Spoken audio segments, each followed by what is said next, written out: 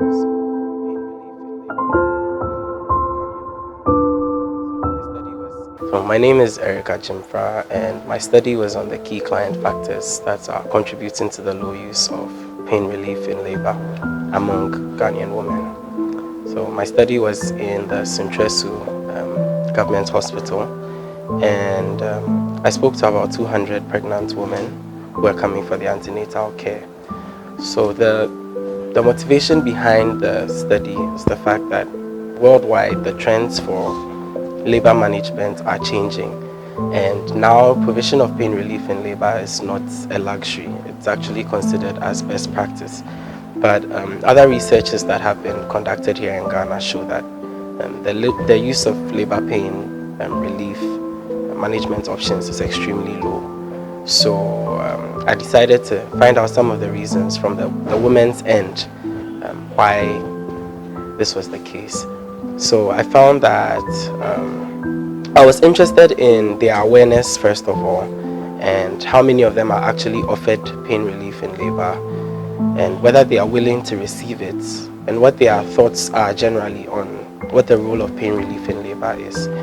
So I found that about 80% of the 200 respondents had absolutely no idea about options for pain relief in labor, which is it's not too good for us. We are making progress in terms of our obstetric care, but 80% is not very acceptable. So that was the first thing. And then I found that even less, just about 10% of those who had given birth before had ever been offered pain relief in labor. That statistic is also, it doesn't speak too well of our management of pain in labor.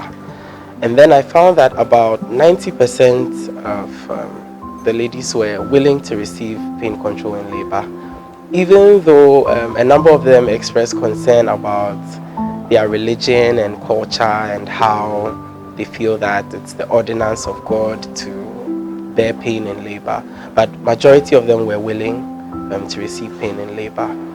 However, about 70% of those who responded to the questionnaires also felt that even if there was no pain relief in labor, it didn't change much. But if it was there, it would be a good thing, and their deliveries could be safer. I think that at the communal level, because of what a strong societal framework we have in Ghana, it would be helpful to form support groups. There were a few respondents who had received pain relief in labor. I think that if we have support groups where women who have experienced it can testify of the benefits of it, are given the opportunity to share their experiences with those who have no idea about it, it helps to increase awareness. And I think it's a lot more convincing when someone tells you that, I've experienced it, it was good, it was helpful. So that's at the communal level. At the district level, we've seen in the past that, for example, for exclusive breastfeeding, it was incorporated into the regular antenatal schedule.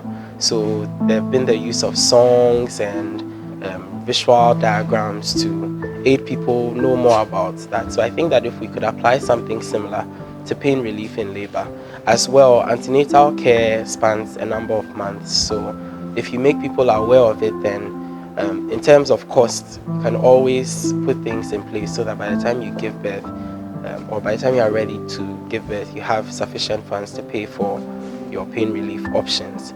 And at the governmental level, I think that in this country, legislature plays such an important role if you want anything to come into effect. So if we could have legislations that make it statutory to include education of women on options for pain relief in labor, I think that that could be extremely helpful, so that at the top level we know that it's part of the laws of the nation that if, as a healthcare giver, if you meet any pregnant woman in your clinic, you have to inform her that there are options for pain relief in labor.